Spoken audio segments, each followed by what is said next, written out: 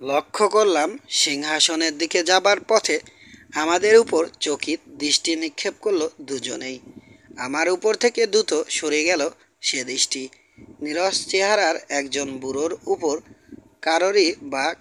কারই বা কৌতূহল থাকতে পারে। অ্যামসোলোপোগাসকে দেখে বেশ একটু বিস্মিত হলো ওরা। কুড়াল তুলে অভিবাদন জানালো বুড়ো জুলো। গুডের চমৎকার সজ্জার উপর এক মুহূর্তের জন্যে দৃষ্টি সেটে রইল তাদের, ফুলের উপর পড়ে থাকা মথের মতো। এরপর দৃষ্টি পড়ল স্যার হেনরির উপর। একটা জানালা দিয়ে সূর্যের আলো এসে পড়েছে তার হলুদ চুল ও তীক্ষ্ণ দাড়ির উপর। ফুটে উঠেছে শক্তিশালী একটা শরীরের স্পষ্ট আভাস।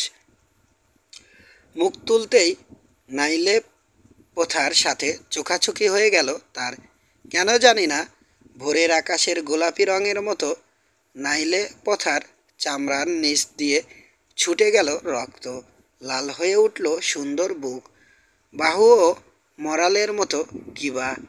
গোলাপের পাপড়ির মতো লাল হয়ে উঠল গাল দুটো।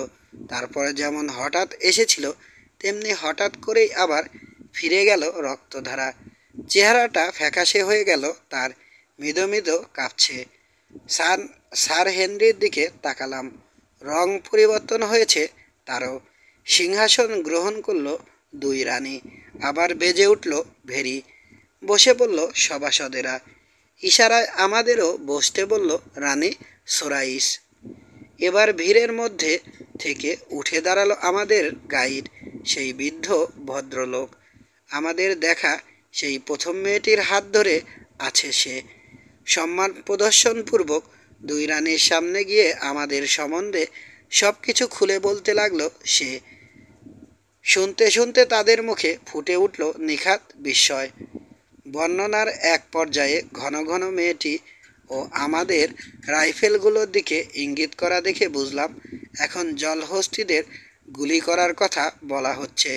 মনে হলো এই জলহস্তিগুলোর ব্যাপারে কোথায় যেন কি একটা গোলমাল হয়েছে, কারণ সভাসদ ও পুরোহিতদের মুখ থেকে ঘন ঘন বেরিয়ে আসছে বিস্ময়ধ্বনি। আসলে ভেন্ডিসের অধিবাসীরা সূর্য পূজারী। হয়তো এই পূজা সংক্রান্ত কোনো কারণেই জলহস্তি তাদের কাছে পবিত্র। এখানে বড় বড় হ্রদে জলহস্তি সংরক্ষণ করা হয়। অত্যন্ত দুর্ভাগ্যের বিষয়, আমরা যে জলহস্তিগুলোকে মেরেছি সেগুলো একেবারে পোষা। পুরোহিতরা প্রতিদিন গিয়ে তাদের খাবার খাইয়ে আসে। অর্থাৎ আমাদের কেন দেখে ওরা এগিয়ে এসেছিল বন্ধুত্বসুলভ মনোভাব নিয়ে। বাহাদুরি জাহির করতে গিয়ে একটা গুরুতর অপরাধ করে ফেলেছি আমরা। আমাদের গাইডের কথা শেষ হবার সাথে সাথে উঠে দাঁড়ালো প্রধান পুরোহিত অ্যাগন। আবেগপূর্ণ এক লম্বা বক্তৃতা শুরু করলো সে। ওর ধূসর চোখের ঠান্ডা চাহনি মোটেই ভালো লাগলো না আমার। আরও ভালো লাগতো না যদি বুঝতে পারতাম আমাদের সবাইকে পুড়িয়ে মারার দাবি জানাচ্ছে সে। এবারে বেশ কিছুক্ষণ ধরে কথা বলল দুই রানী। জানতেও পারলাম না তারা আমাদের প্রাণ বাঁচানোর চেষ্টা করছে। শেষমেশ রেগে মেগে অ্যাগনের উদ্দেশ্যে কি যেন বলল নাই লেপথা। প্রত্যেকটা কথায় সম্মতি প্রকাশের মতো করে মাথা নোয়ালো অ্যাগন। এরপর কি একটা ইশারা করলো সে। তীব্র শব্দে বেজে উঠল ভেরি। সাথে সাথে সবাই উঠে সভাগৃহ ত্যাগ করতে লাগলো। আমাদেরও রক্ষীদের থেকে যাবার সংকেত করল রানী। সবাই চলে যেতে মিষ্টি করে হাসল সে। আমাদেরও রক্ষীদের থেকে যাবার সংকেত করল রানী। সবাই চলে যেতে মিষ্টি করে হাসল সে। তারপর হাবভাবে পরিষ্কার বুঝিয়ে দিল আমরা কোত্থেকে এসেছি এটা জানা খুবই প্রয়োজন। বুঝতে পারলাম না কিভাবে জানানো সম্ভব। হঠাৎ মনে পড়ল একটা কথা। আমার বড় পকেট বুক আর একটা পেন্সিল বের করলাম। এবারে প্রথমে স্কেচ করলাম এই হ্রদটার, তারপর যতটা ভালোভাবে সম্ভব ভূগর্ভস্থ নদী এবং ওপারের হ্রদটার। কাজ শেষ করে এগিয়ে গিয়ে কাগজটা দিলাম নাইলে পথার হাতে। তৎক্ষণাৎ সম্পূর্ণ ব্যাপারটা বুঝতে পেরে আনন্দে হাততালি দিয়ে উঠল সে। তারপর কাগজটা ধরিয়ে দিল বোনের হাতে। সোরাইসও বুঝতে পারল সব কিছু। এবার পেন্সিলটা আমার হাত থেকে নিয়ে কৌতূহলের সাথে কিছুক্ষণ নেড়ে চেড়ে দেখল সে। তারপর ছোট ছোট সুন্দর কয়েকটা স্কেচ করলো। প্রথম স্কেচে দেখা যাচ্ছে স্বাগতম জানানোর ভঙ্গিতে দুহাত বাড়িয়ে আছে সে, আর সেটা গ্রহণ করছে অনেকটা স্যার হেনরির মতো দেখতে একজন লোক। এরপরে সে আঁকলো পানিতে গড়াগড়ি করছে একটা মুমূর্ষ জলহস্তি, আর তীরে দাঁড়িয়ে আতঙ্কে দুহাত উপরে তুলে আছে আগুন। তৃতীয় ছবিটা ভয়াবহ। বিরাট একটা অগ্নিকুণ্ড জ্বলছে, আর কাঁটাওয়ালা একটা লাঠি দিয়ে খুঁচিয়ে খুঁচিয়ে আমাদের ওটার ভিতর ফেলে দিচ্ছে আগুন। ছবিটা দেখে বিশেষ করে আমি খুব আতঙ্কিত হয়ে উঠলাম, কিন্তু সান্ত্বনা দেওয়ার ভঙ্গিতে মাথা দুলিয়ে চতুর্থ ছবি আঁকতে লাগলো সে। দাঁড়িয়ে আছে স্যার হেনরির মতো একজন লোক, আর তাকে রক্ষা করার জন্যে সামনে তরবারি বাগিয়ে ধরে আছে সে এবং সোরাইস। ছবি আঁকার গোটা সময় জুড়ে ছাই দেওয়ার ভঙ্গিতে মাথা নাড়ালো সোরাইস আমাদের, বিশেষ করে কার্ট্রিসের দিকে চেয়ে। সবশেষে একটা সূর্যোদয়ের ছবি আঁকলো নাইলে পথা, অর্থাৎ এবার বিদায় নিতে হচ্ছে, আবার দেখা হবে কাল সকালে। ছবিটা দেখে হতাশায় ছেয়ে গেল স্যার হেনরির মুখ। তার আর তাই দেখে আশ্বস্ত করার জন্যেই যেন হাত বাড়িয়ে দিল নাইলে পথা। আন্তরিকতার সাথে সে হাতে চুমো খেলেন স্যার হেনরি। এদিকে সোরাইসের উপর থেকে এক মুহূর্তের জন্যেও তার কাছ চোখ সরায়নি গুড। তাই সোরাইস হাত বাড়িয়ে দেওয়ার সাথে সাথে সে আর দেরি করল না। তবে গুড চুমো খাবার সময় তার চোখ স্থির হয়ে রইল স্যার হেনরির উপর। এবারে রক্ষীদের প্রধানের দিকে ঘুরে কঠিন কিছু নির্দেশ দিল নাইলে পথা। তারপর মৃদু হেসে বেরিয়ে গেল হলঘর থেকে, পিছে পিছে সোরাইস ও অধিকাংশ রক্ষী। রানীরা চলে যেতেই আমাদের দিকে এগিয়ে এসে অভিবাদন করল রক্ষী প্রধান। তারপর অনেক প্যাসেজ পেরিয়ে আমাদের নিয়ে এলো ব্যয়বহুল কিছু অ্যাপার্টমেন্টে। বিরাট সেন্ট্রাল রুম ঝলমল করছে পিতলের ঝাড়বাতিতে। মেঝে দামি কার্পেট পাতা, এদিক সেদিক ছড়িয়ে আছে কৌচ। ঘরের মাঝখানে একটা টেবিলে প্রচুর খাবার ও ফুল সাজানো। এছাড়া পুরনো মাটির বোতলে সুস্বাদু ওয়াইন এবং সোনার ও হাতির দাঁতের পানপাত্র। নির্দেশের অপেক্ষায় চারপাশে দাঁড়িয়ে আছে পরিচারক ও পরিচারিকারা। খাবার সময় বাইরে থেকে ভেসে এলো বীণার মধুর সুর। সব মিলিয়ে মনে হলো প্রবেশ করেছি ভূস্বর্গে। শুধু অ্যাগনের চেহারাটাই যা অস্বস্তির কারণ হলো, কিন্তু এসব খেয়াল করার মতো শরীরের অবস্থা আমাদের আর ছিল না। খাওয়া শেষ হবার সাথে সাথে চোখ খুলে রাখা মুশকিল হয়ে পড়ল। আমাদের আলাদা আলাদা ঘরের ব্যবস্থা করতে চাইল ওরা, কিন্তু আমরা জানালাম দুজন করে একত্রে থাকতে চাই। আকস্মিক বিপদের বিরুদ্ধে সতর্কতা হিসাবে কুড়ালসহ অ্যামস্ট্রোপোগাসকে রাখা হলো মাঝের ঘরে।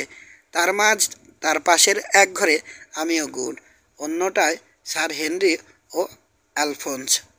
ঘরে ঢুকেই বর্ম ছাড়া আর সব কাপড় খুলে শটান শুয়ে পড়লাম আমরা।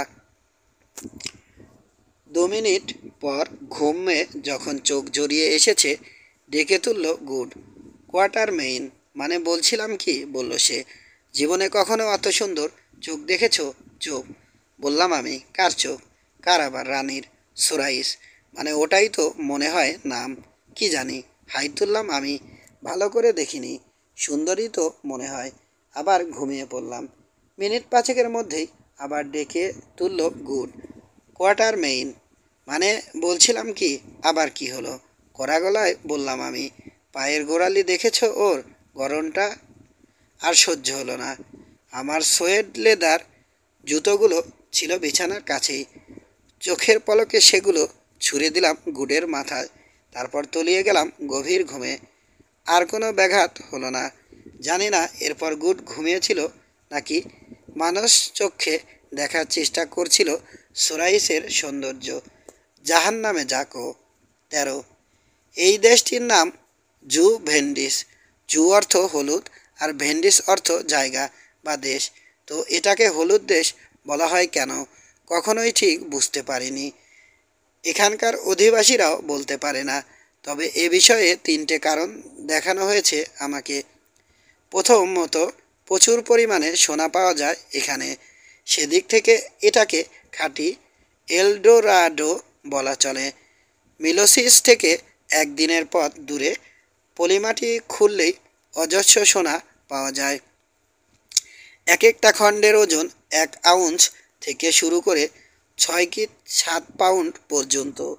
জুভেন্ডিসে রূপার তুলনায় সোনাকে অনেক সাধারণ ধাতু বলে গণ্য করা হয়, ফলে এখানকার মুদ্রা রূপোর তৈরি। দ্বিতীয়ত, বছরের নির্দিষ্ট একটা সময়ে এদেশের ঘাস পাকা শস্যের মতো হলুদ হয়ে যায়। তৃতীয়ত, এখানকার অধিবাসীদের গায়ের রং আসলে হলুদ। সাদা হয়েছে অনেক দিন ধরে উচ্চভূমি অঞ্চলে বসবাস করার জন্যে। জুভেন্ডিস দেখতে কিছুটা ফ্রান্সের মতো, ডিম্বাকৃতি, চারপাশে দুর্ভেদ্য কাঁটাবন, তার ওপারে নাকি শত শত মাইল জুড়ে শুধু জলাভূমি, মরুভূমি আর বড় বড় পাহাড়। আসলে জুভেন্ডিস একটা সমমালভূমি। মিলোসিস সাগরপৃষ্ঠ থেকে 9,000 ফুট উপরে। জুভেন্ডিসের সবচেয়ে উঁচু জায়গা সাগরপৃষ্ঠ থেকে 11,000 ফুট উপরে, ফলে স্বাভাবিকভাবেই এখানকার আবহাওয়া ঠান্ডা, অনেকটা দক্ষিণ ইংল্যান্ডের মতো। তবে ওখানকার চেয়ে অনেক উজ্জ্বল, যখন তখন বৃষ্টি হয় না। এখানকার মাটি খুবই উর্বর। সব রকমের খাদ্যশস্য, নাতিশীতোষ অঞ্চলের ফল ও শাল, সেগুন ও গাছ জন্মে এখানে। এমনকি নিচু জমিতে এক জাতের শক্ত ইখু হয়। পর্যাপ্ত পরিমাণ কয়লা পাওয়া যায় এখানে, তোলা হয় মাটি খুঁড়ে। এছাড়া পাওয়া যায় সাদা ও কালো খাঁটি মার্বেল। সত্যি বলতে কি, খনিজের মধ্যে শুধু রূপই এখানে দুর্লভ। জনবসতি এখানে ঘনই বলতে হবে, 1 কোটি থেকে 1,20,00,000-এর মতো। জনসাধারণ প্রধানত কৃষি নির্ভর। চেরেন এই বিভাগও আছে সমাজে। একদম সাদা মানুষেরাই এখানে সর্বোচ্চ চেরেনি বলে গণ্য। অধিকাংশের গায়ের রং চাপা, কিন্তু নিগ্রো বা অন্যান্য আফ্রিকান জাতির মতো নয় মোটেই। জুভেন্ডিসের উৎপত্তি সম্বন্ধে সঠিক কিছুই জানা যায় না। কুয়াশার মতো তা মিলিয়ে গেছে কালের গর্ভে। জুভেন্ডিরা সূর্য পূজারী। মায়ের কোল থেকে মৃত্যু পর্যন্ত এরা সূর্যকে অনুসরণ করে চলে। কেউ মারা গেলে সূর্যাস্ত পর্যন্ত রেখে দেওয়া হয় মৃতদেহ। তারপর ফেলে দেওয়া হয় টগবগে অগ্নিকুণ্ডে। সূর্যের পুরোহিতেরা এখানে খুবই ক্ষমতা সম্পন্ন। তবে ক্ষমতা অপব্যবহারের সুযোগ থাকলেও সে ভুল তারা করে না। পাশে নিপীড়িত হতে জনতার রোষ তাদের উপরেই এসে পড়ে। সর্বোচ্চ শ্রেণীর 2-1 জন ছাড়া জুভেন্ডিসে পুরোহিতরাই একমাত্র শিক্ষিত সম্প্রদায়, ফলে সবাই তাদের খুব সমীহ করে। এখানকার আইন ব্যবস্থা যথাযথ, তবে কিছু কিছু ক্ষেত্রে সভ্য দেশের সাথে পার্থক্য আছে। যেমন ইংল্যান্ডে অর্থলোভী মানুষের কারণে ব্যক্তিগত আইনের চেয়ে সম্পদ আইনই বেশি করা। স্ত্রীকে লাথিয়ে মেরে ফেলা বা সন্তানের উপর অকথ্য অত্যাচার করার চেয়ে পুরনো বুট চুরির শাস্তি ওখানে বেশি। এখানে হত্যা, ইতিম বা বিধবাকে ঠকানো, ধর্ম অপবিত্রকরণ, রাষ্ট্রদ্রোহ ও দেশত্যাগের শাস্তি মৃত্যুদণ্ড। মোটামুটি একটা পদ্ধতিতেই মৃত্যুদণ্ড কার্যকর করা হয়। সূর্য পূজার একটা বেদির নিচে আছে বিরাট একটা অগ্নিকুণ্ড। অপরাধীকে জ্যান্ত অবস্থায় ফেলে দেওয়া হয় সেখানে। সমাজ ব্যবস্থায় যথেষ্ট ব্যক্তি স্বাধীনতা আছে। বহু বিবাহকে এখানে উৎসাহিত করা হয়, কিন্তু ভরণ পোষণের দায়ের জন্যে অধিকাংশ লোকেরই স্ত্রী একজন।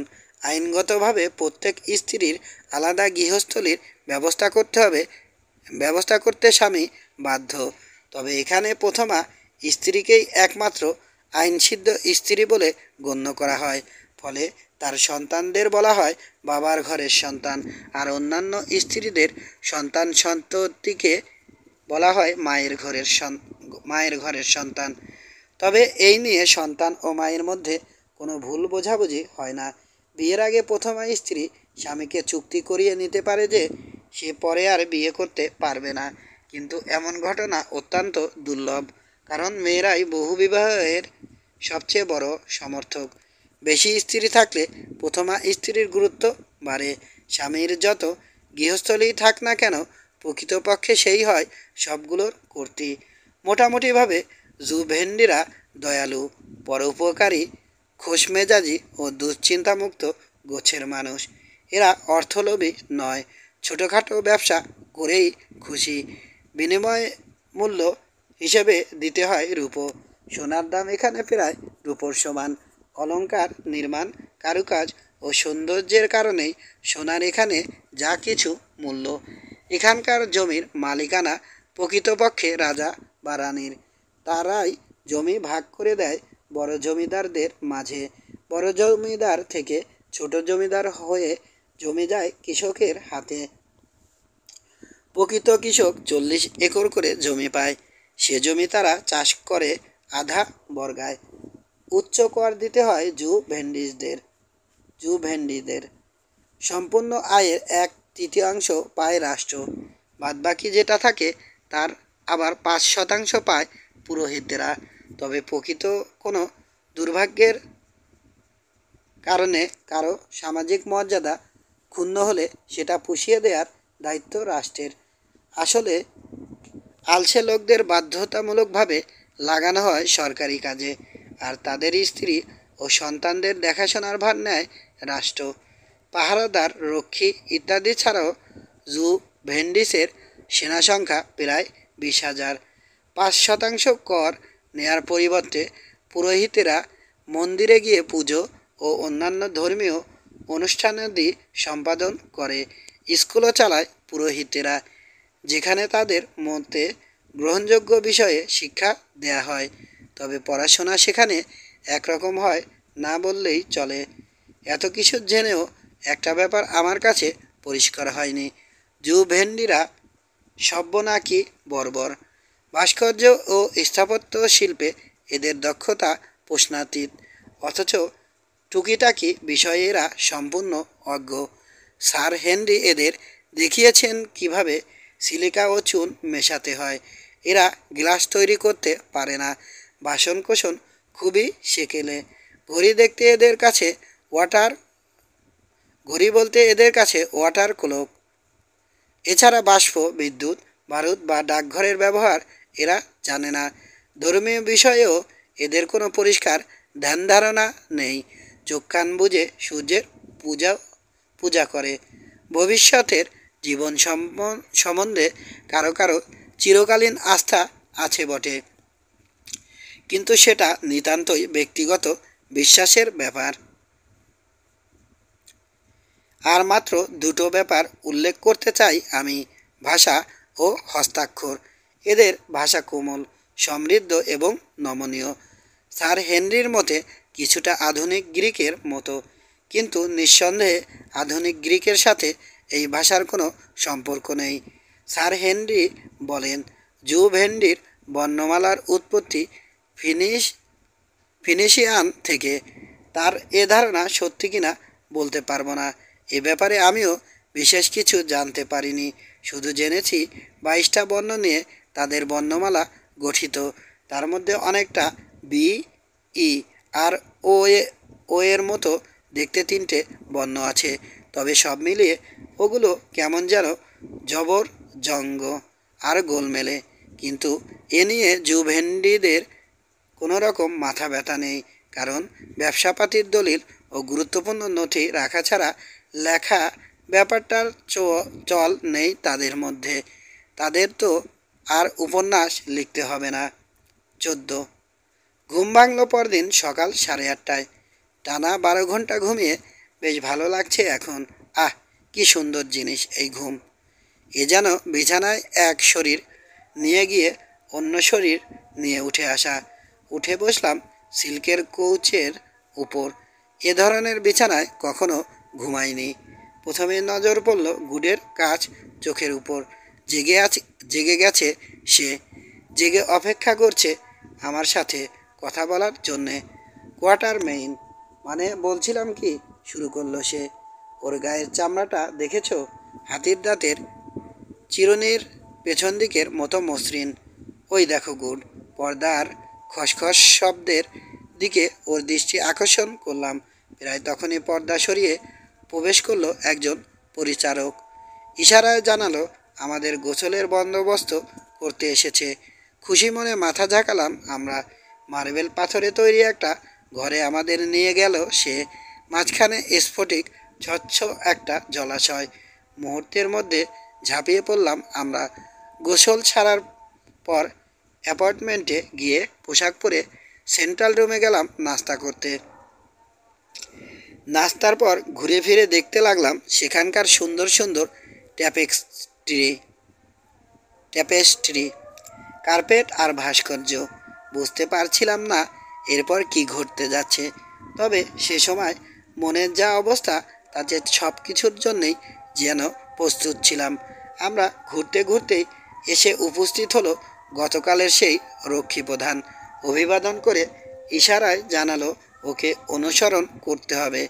ভাবলাম সময় বুঝি হয়েছে জলহস্তি মেরে বীরত্ব প্রকাশের হিসেব বুঝিয়ে দেওয়ার। অবশ্য এ ব্যাপারে অভয় দিয়েছে যমজ রানী।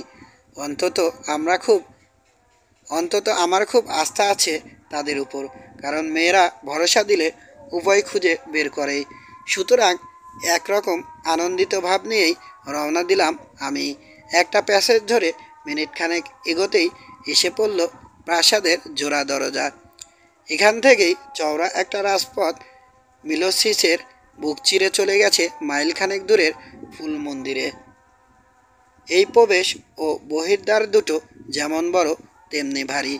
দুই দরজার মাঝখানে ৪৫ ফুট চওড়া একটা পরিখাটা পার হতে হয় একটা টানা সেতুর উপর দিয়ে। ফলে টানা সেতুটা তুলে রাখলে ভারী কামান ছাড়া প্রাসাদ প্রায় অভেদ্য। টানা সেতুর উপর দিয়ে পার হলাম আমরা। ওপারেই ১০০ ফুট চওড়া বিশাল রাজপথ। দুপাশে লাল গ্রানিটের একতলা বাসভবনের সারি। এখানেই থাকে রাজদরবারের উচ্চপদস্থ ব্যক্তিরা। এই বাসভবনগুলো টানা মাইল খানেক যাবার পর রাজপথের একেবারে শেষ প্রান্তে ফুল মন্দির। অবাক চোখে মন্দিরটির দিকে তাকিয়ে আছি। এমন সময় এসে হাজির হলো ৪টে রথ।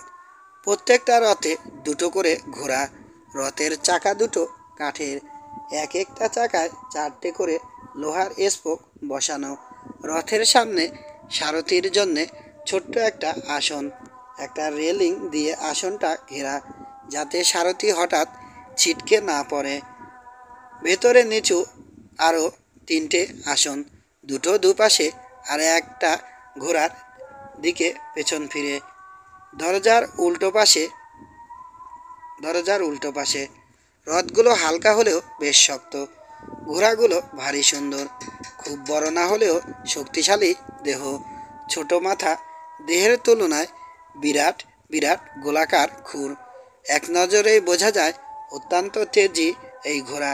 অনেকবার ভেবেছি এগুলো কোন জাতের, কিন্তু এদের মালিকদের মতো এদেরও উৎপত্তি হারিয়ে গেছে চিরতরে। প্রথম ও শেষের রথটায় উঠেছে রক্ষীরা। মাঝের দুটো আমাদের জন্যে। দ্বিতীয়টায় উঠলাম আমি ও আলফোন্স। তৃতীয়টায় স্যার হেনরি, গুড ও অ্যামসলো বোগাস। রওনা দিলাম আমরা। সারথি হেঁকে ওঠার সাথে সাথে তীরের মতো ছুটল ঘোড়াগুলো। দেখতে দেখতে গতি এত বেড়ে গেল যে দম বন্ধ হবার জোগাড়। কিছুক্ষণ পর আতঙ্কটা সামলে উঠতে উকি দিল আরেক আতঙ্ক, রথটা যদি উল্টে যায়।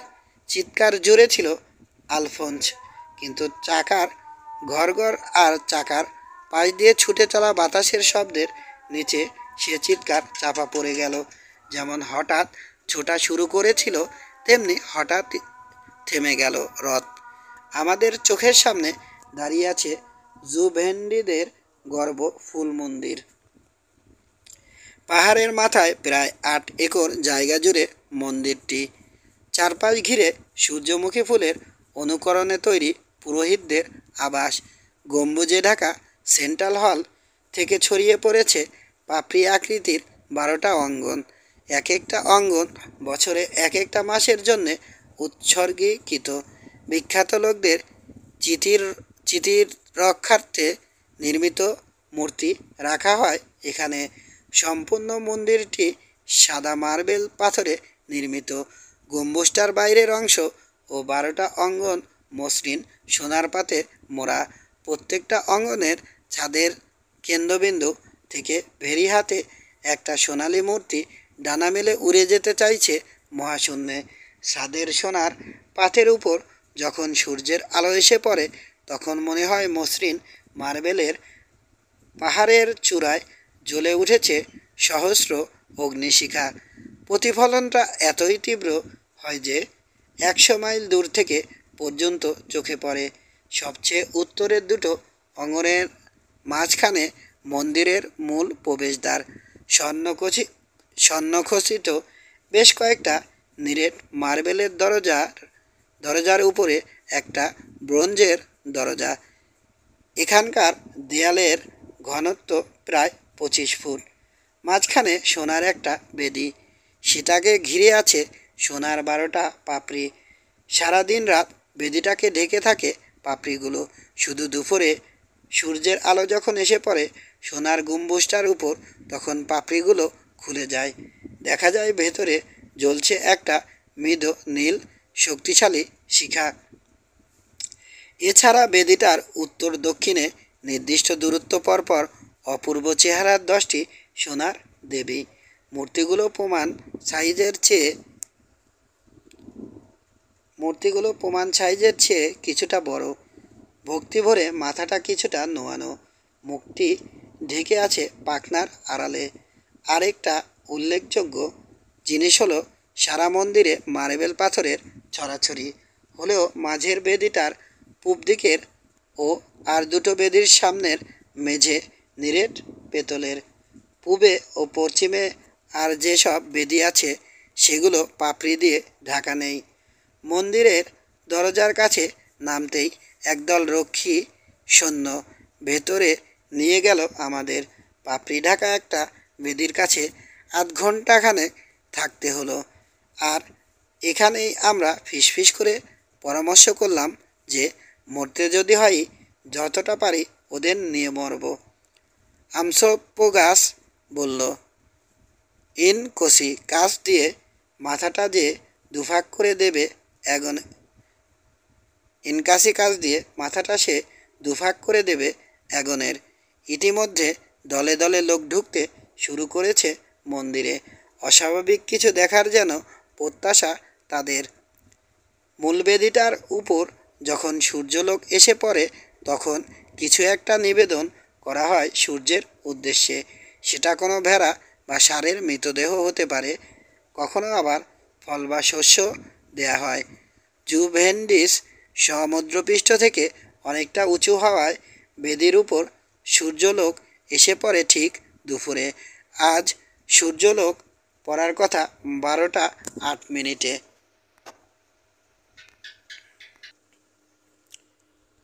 ইঙ্গিতে ঠিক 12টায় একজন পুরোহিত এসে কি যেন ইশারা করলো রক্ষীদের। তারা ইঙ্গিতে আমাদের এগোতে বলল। কিছুক্ষণের মধ্যেই জনসমুদ্রের মুখোমুখি হলাম আমরা। সবাই এক নজর দেখতে এসেছে কোন আগন্তুকেরা মহাপাপ করেছে। আগন্তুক দেখার এই প্রবল আগ্রহের কারণ হলো তাদের জানা মতে আজ পর্যন্ত জুভেন্ডিসে কোনো আগন্তুকের পা পড়েনি। আমাদের দেখেই গুঞ্জন উঠল জনতার মধ্যে। ওদের মাঝখান দিয়ে গিয়ে আমরা দাঁড়ালাম মূল বেদিটার মুখোমুখি, পূব দিকের সেই পেতলের মেঝের উপর। ডানাওয়ালা দেবী মূর্তিগুলোর চারপাশে 30 ফুট মতো জায়গা দড়ি দিয়ে ঘেরা। এই দড়ির বাইরেই দাঁড়িয়ে আছে জনসাধারণ। সাদা আলখাল্লা পরা বেশ কিছু পুরোহিত গোল হয়ে দাঁড়িয়ে আছে। প্রত্যেকের হাতে লম্বা লম্বা সোনার ভেরি। আমাদের ঠিক সামনে দাঁড়িয়ে আছে প্রধান পুরোহিত আগন। পাশের পায়ের নিচে যেন মেঝের ভেতর থেকে একটা হিসিস শব্দ আসছে। দুই রানীর সন্ধানে চারপাশে চোখ বোলালাম, নেই। আমাদের ডান পাশে একটা ফাঁকা জায়গা, সম্ভবত এখানে এসে দাঁড়াবে নাইলে পথা ও সোরাইস। আমরা অপেক্ষা করছি। এমন সময় দূর থেকে ভেসে এলো ভেরির শব্দ। আবার গুঞ্জন উঠল জনতার মধ্যে। দেখা গেল পাশাপাশি হেঁটে আসছে দুই রানী, পেছনে অমাত্য বর্গ। বড় জমিদার নাচটাকেও দেখা গেল তাদের মধ্যে। সবার শেষে জোনা 50 রক্ষী। সবাই যে যার জায়গায় দাঁড়ানোর পর নীরবতা নেমে এলো। মুখ তুলে চাইল নাইলে পথা। আমার কেন জানি মনে হলো সে কিছু একটা বোঝাতে চায়, তাই তীক্ষ্ণ চোখে লক্ষ্য করলাম। আমার চোখ হয়ে ওর দৃষ্টি নেমে গেল পেতলের মেঝের কিনারে। তারপর আস্তে করে মাথাটা ঘুরে গেল একপাশে। প্রথমে কিছুই বুঝতে পারলাম না, আবার একই রকম গলল সে। মনে হলো সে যেন পেতলের মেঝের উপর থেকে সরে যেতে বলছে আমাদের। তৃতীয়বার ওই ভঙ্গি করার সাথে সাথে নিশ্চিত হয়ে গেলাম এই মেঝের নিচে ওত পেতে রয়েছে বিপদ। আমার এক পাশে স্যার হেনরি, অন্য পাশে আমসলো পোগাস। সামনের দিকে তাকিয়ে থেকেই ফিসফিস করে কথাটা জানালাম, প্রথমে জুলু, পরে ইংরেজিতে। স্যার হেনরি আবার জানিয়ে দিলেন গুড ও আলফোন্সকে। তারপর খুবই ধীরে ইঞ্চি ইঞ্চি করে পিছু হটতে লাগলাম আমরা। নাইলে পথা ছাড়া আর কেউ বুঝতে পারল না ব্যাপারটা। ঈষৎ মাথা ঝুঁকিয়ে সায় দিল সে। উৎফুল্ল দৃষ্টিতে বেদিটার দিকে চেয়ে রয়েছে আগুন। হঠাৎ লম্বা হাত দুটো শূন্যে ছুঁড়ে দিল সে। গুরুগম্ভীর স্বরে প্রার্থনা করতে লাগলো সূর্যের উদ্দেশ্যে। দীর্ঘ সেই প্রার্থনা সে শেষ করলো, হে সূর্য, নেমে এসো তোমার বেদির উপরে। এই কথা বলে প্রার্থনা চলাকালীন অত্যন্ত সুন্দর একটা দৃশ্য দেখা গেল। ওপর থেকে আগুনের তরবারির মতো নেমে এলো সূর্যলোক। সোজা গিয়ে পড়ল পাপড়িগুলোর উপর, চমকিয়ে নেমে এলো দুপাশের সোনালি গা বেয়ে। ধীরে ধীরে মেলে গেল বিরাট পাপড়িগুলো। বেরিয়ে পড়ল সোনার বেদি। আগুন জ্বলছে সেখানে। ভীষণ শব্দে বেজে উঠল পুরোহিতদের ভেরি। জনতার প্রশংসাসূচক ধ্বনি মিশল তার সাথে। পুরো মেলে গেল বেদিটা। পবিত্র আগুনকে স্পর্শ করে নিচের গহ্বরে উধাও হলো সূর্যলোক। আবার বেজে উঠল ভেরি, তবে এবারে অনেক ধীরে। আগুনের হাত আবার উঠে গেল উপরে। গম গম করে উঠল তার কণ্ঠ, হে সূর্য, তোমার উদ্দেশ্যে উৎসর্গ করছি আমরা। আরেকবার তাকালাম নাইলে পথার দিকে। একদৃষ্টে পেতলের মেঝের দিকে চেয়ে আছে সে। সাবধান, চেঁচিয়ে উঠলাম আমি। সেই মুহূর্তে সামনের দিকে ঝুঁকে বেদির গায়ের কি যেন একটা স্পর্শ করল আগুন। সমস্ত জনতার মুখ টকটকে লাল আকার ধারণ করেই সাদা হয়ে গেল আবার। ভারী একটা দীর্ঘশ্বাস ছাড়ার মতো শব্দ হলো। নিজের অজান্তেই দুহাত তুলে চোখ ঢেকে ফেলল নাইলে পথা। রাজকীয় রক্ষী সেনার কানে কানে কি যেন বলল সোরাইস। হঠাৎ ভীষণ শব্দে সরে গেল মেঝের পেতলের অংশটুকু। দেখা গেল চোখ ধাঁধানো লেলিহান শিখা। আগুনটা এতই তীব্র যা অনায়াসে গুলিয়ে ফেলতে পারে রণতরীর লোহার স্তম্ভ। আতঙ্কিত চিৎকার ছেড়ে পেছনে লাফ দিলাম আমরা। দাঁড়িয়েছিল শুধু হতবুদ্ধি আলফোন্স। স্যার হেনরি শক্ত হাতে চেপে না ধরলে নির্ঘাত সে পড়ে যেত নিচের গহ্বরে। একটা হুলস্থুল শুরু হয়ে গেল। পিঠে পিঠ লাগিয়ে দাঁড়িয়ে আছি চারজন। আলফোন্স ব্যস্ত হয়ে উঠেছে আমাদের পায়ের ফাঁকে আশ্রয় নেয়ার জন্যে। রিভলভারগুলো রিভলভারগুলো বেরিয়ে এসেছে আমাদের হাতে। অন্যান্য অস্ত্রগুলো নিয়ে নিলেও এগুলোকে গুরুত্ব দেয়নি ওরা। মাথার উপর বন বন করে কুড়াল ঘোরাতে রণহুঙ্কার ছাড়ছে আমস্লো পোগাস। এদিকে শিকার হাতছাড়া হয়ে যাওয়ায় পুরোহিতদের সাদা আলখাল্লার নিচ থেকে বেরিয়ে এসেছে তীক্ষ্ণধার তরবারি। কোণঠাসা হরিণের উপর যেমন হাউন ঝাঁপিয়ে পড়ে, ঠিক তেমনি আমাদের উপর ঝাঁপিয়ে পড়ল ওরা। লম্বা একটা পুরোহিত ছুটে আসতেই রিভলভারের ভারী বুলেট ঢুকিয়ে দিলাম তার শরীরে।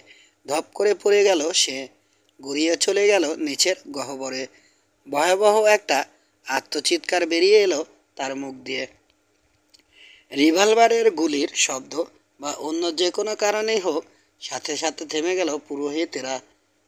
আবার তারা এগিয়ে আসার আগেই কি যেন বলে উঠল সোরাইস। তৎক্ষণাৎ সভাসদ ও বেশ কিছু সশস্ত্র লোক ঘিরে নিল আমাদের। বিস্ময়াভিভূত হরিণের পালের মতো দাঁড়িয়ে রইল জনতা। প্রধান পুরোহিত আগন ঘুরল আমাদের দিকে। তার মুখটা দেখাচ্ছে ঠিক শয়তানের মতো। যাদের উৎসর্গ করা হয়েছে তাদের বলি দিতে দাও। দুই রানীর উদ্দেশ্যে চেঁচিয়ে উঠল সে। যথেষ্ট পাপ কি করেনি এই আগন্তুকেরা? তার সাথে তোমরাও করেছ, এদের বাঁচানোর চেষ্টা করে। সূর্যের কাছে যেসব প্রাণী পবিত্র সেগুলো কি মারা যায়নি? একজন সূর্য পুরোহিত মারা গেছে এদের জাদুতে। এরা কে, কোথা থেকে এসেছে কিছুই আমাদের জানা নেই। প্রধান বেদির সামনে দাঁড়িয়ে ঈশ্বরের উপর হস্তক্ষেপ করেছ তোমরা, তাই বলছি সাবধান রানী, সাবধান। মনে রেখো তোমাদের শক্তির চেয়ে বড় একটা শক্তি আছে। আছে তোমাদের বিচারের চেয়ে বড় আরেকটা বিচার। সেই বিচারকে কৌশলিত করেছ তোমরা। তাই আবার বলছি, যাদের উৎসর্গ করা হয়েছে তাদের বলি দিতে দাও। শান্ত গম্ভীর কণ্ঠে জবাব দিল সোরাইস। আগন, মুখে যা এসেছে তাই বলেছ, তবে কথাগুলো মিথ্যে নয়। কিন্তু ঈশ্বরের বিচারকে আমরা কৌশলিত করিনি, বরং করেছ তুমি। ভেবে দেখো, বলি হয়ে গেছে। বলি হিসেবে নিজের পুরোহিতকে গ্রহণ করেছে সূর্য। গুঞ্জন উঠল জনতার মধ্যে। অভিনব কথাটা তাদের মনে ধরেছে। ভেবে দেখো কারা এরা। এরা আগন্তুক, রোদের উপর ভাসছিল নৌকায় করে। তাদের এখানে কে এনেছে? রোদেই বা তারা এলো কি করে? তুমি কি করে জানলে যে তারাও সূর্যের পূজারী নয়? আগন্তুকদের আগুনে নিক্ষেপ করাই কি আমাদের জাতির রীতি? ধিক তোমাকে, ধিক। তুমি জানো আতিথেয়তা কাকে বলে? আতিথেয়তা কাকে বলে? আগন্তুকদের আপ্যায়ন করে তাদের সুযোগ সুবিধের দিকে নজর রাখার নামই হলো আতিথেয়তা। তার ক্ষতস্থানের জন্যে জোগাতে হবে ব্যান্ডেজ, শোয়ার জন্যে বালিশ, আর খিদের জন্যে খাবার। অথচ তোমার বালিশ হলো অগ্নিকুণ্ড, খাবার হলো জ্বলন্ত অগ্নিশিখা। ঠিক তোমাকে আগুন। জনতার উপর বক্তৃতার প্রতিক্রিয়া দেখার জন্যে এক মুহূর্ত থামল সোরাইস। তারপর আবহাওয়া অনুকূল দেখে কণ্ঠে চট করে আবার ফিরিয়ে আনলো কর্তৃত্বের সুর। এই যে, যেখানে দাঁড়িয়ে আছো সেখানেই থাকো সবাই, চেঁচিয়ে বলল সে। আর দুই রানী ওর তার রক্ষীদের যাবার পথ করে দাও। কিন্তু পথ করে যদি না দিই রানী, দাঁত কিরমির করে বলল আগন, তাহলে রক্ষীদের সাহায্যে পথ করে নিতে হবে আমাকে। দরকার পড়লে পুরোহিতদের শরীরের উপর দিয়ে। অবরুদ্ধ ক্রোধে ভয়ঙ্কর হয়ে উঠল আগনের মুখ। যেন সমর্থনের আশাতেই জনসাধারণের দিকে তাকালো সে। কিন্তু অনেক আগেই বদলে গেছে তাদের মত। ভেন্ডিরা কিছুটা অদ্ভুত হলেও খুবই সামাজিক। তাই জলহস্তি মারার মতো গুরুতর অপরাধ করা সত্ত্বেও তারা আমাদের আগুনে বিসর্জন দিতে চায় না। এই প্রথম আগন্তুক দেখছে তারা। ফলে তাদের সাথে গল্প করতে চায় জু ভেন্ডিরা, সংগ্রহ করতে চায় তথ্য, আরোহণ করতে চায় জ্ঞান। সব কিছু বুঝতে পেরে ইতস্তত করতে লাগলো আগুন। আর এই সময়ে প্রথমবারের মতো কথা বলে উঠল নাই লেপথা। ভেবে দেখো আগুন, বলল সে, আমার বোন বলেছে তারাও হতে পারে সূর্য পূজারী। নিজেদের পক্ষে কথা বলতে পারছে না, কারণ আমাদের ভাষা তারা জানে না। সুতরাং ভাষাটা না শেখা পর্যন্ত এই বিচার স্থগিত রাখা হোক। তাছাড়া সাক্ষ্য না শুনে কি অপরাধী সাব্যস্ত করা সম্ভব? ভাষা শেখার পর আত্মপক্ষ সমর্থন করুক ওরা, তখন বুঝে শুনে যা হোক একটা কিছু করা যাবে। রানীর কথায় খুশি না হলেও রাজি হলো পুরোহিত, কারণ এভাবে প্রতিহিংসা চরিতার্থ করার আরেকটা সুযোগ পাওয়া যাবে। তাই হোক রানী, বলল সে, ছেড়ে দেয়া হোক লোকগুলোকে, আমাদের ভাষা শিখে ফেলুক, তারপর শোনা যাবে ওদের কথা। সম্মতিসূচক গুঞ্জন উঠল জনতার মধ্যে। তার পরপরই রক্ষী পরিবেষ্টিত হয়ে মন্দির থেকে বেরিয়ে এলাম আমরা 15। আগুন ও তার ধার্মিক দলের হাত থেকে রেহাই পাওয়ার পর সময় ভালোই কাটতে লাগলো আমাদের। বিভিন্ন রকম উপহার আসতে লাগলো দুই রানী, গণ্যমান্য ব্যক্তি ও জনসাধারণের তরফ থেকে। প্রতিনিধিরূপে ও ব্যক্তিগতভাবে মানুষ আসতে লাগলো আমাদের আগ্নেয়াস্ত্র, পোশাক, বর্ম, যন্ত্রপাতি, বিশেষ করে ঘড়ি দেখার জন্যে। জু ভেন্ডিসের উঠতি বয়সীরা পোশাক তৈরি করতে লাগলো আমাদের অনুকরণে। বিশেষ করে স্যার হেনরির শুটিং জ্যাকেট খুবই মনে ধরল তাদের। একদিন একদল প্রতিনিধি এলো গুডের ইউনিফর্মটা দেখতে। খুঁটিয়ে খুঁটিয়ে দেখলো তারা, নোট করলো অনেক কিছু। এর দিন 15 পর 8জন জু ভেন্ডি সভাসদকে দেখা গেল অবিকল গুডের মতো ইউনিফর্ম পরতে। এই দৃশ্য দেখে তার মুখে যে বিস্ময় ও ঘৃণার অভিব্যক্তি ফুটে উঠল তা কোনোদিনই ভোলার নয়। এদিকে পোশাক পুরনো হয়ে আসায় স্থানীয় পোশাক গ্রহণ করতে হলো আমাদের। বেশ আরামদায়ক সে পোশাক। শুধু এসব ঝামেলার আশেপাশে গেল না আমসলো পোগাস। তার মোছা জীর্ণ হয়ে আসার সাথে সাথে সেটাকে ত্যাগ করে যত্রতত্র একেবারে দিগম্বর হয়ে ঘুরে বেড়াতে লাগলো সে। ইতিমধ্যে এগিয়ে চলল আমাদের ভাষা শিক্ষার কাজ। উন্নতিও বেশ ভালোই হতে লাগলো। মন্দিরের ওই কাণ্ডের পরদিনই এসে হাজির হলো গম্ভীর চেহারার 3 ভদ্রলোক। তাদের সাথে হাতে লেখা বই, সিংহের দোয়াত আর পালকের কলম। ইশারায় জানালো আমাদের পড়াতে এসেছে।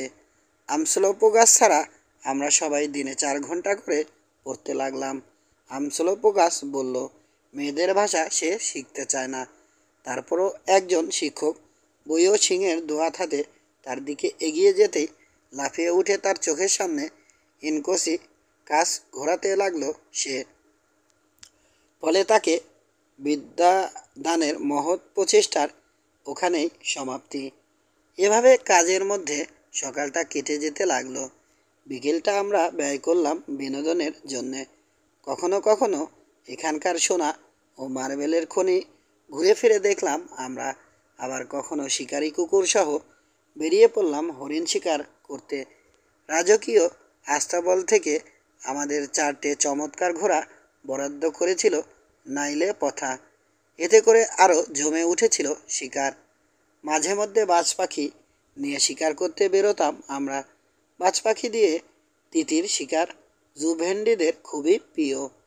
খুব দ্রুত দৌড়াতে ও উড়তে পারে এই তিতিরগুলো, কিন্তু বাজের তাড়া খেয়ে দিশেহারা হয়ে ঝোপে না লুকিয়ে উড়ে ওঠে শূন্যে।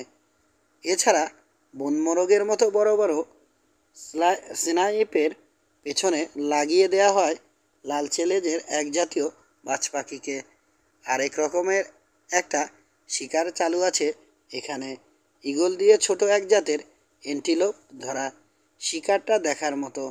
শা করে বিশাল পাখিটা উঠে যায় শূন্যে। একসময় ওটাকে মনে হয় কালো একটা বিন্দু। তারপর কামানের গোলার মতো নেমে আসে ঘাস লক্ষ্য করে, যেখানে তার তীক্ষ্ণ চোখ জোড়া ছাড়া আর সবার চোখে ফাঁকি দিয়ে জড়সড় হয়ে আছে হতভাগ্য অ্যান্টিলোপ। গ্রামের দিকেও যেতাম আমরা, চারদিক দেয়াল দিয়ে ঘেরা, জমিদারদের বাসস্থান। অনেক শস্য ও আঙুর ক্ষেত আছে এখানে, আর আছে পার্কের মতো ঘেরা সুন্দর সুন্দর সব জায়গা। চমৎকার সব বিরাট বিরাট গাছ ছড়িয়ে আছে সেখানে। সুন্দর বড় গাছ দেখতে চিরদিনই আমার ভালো লাগে।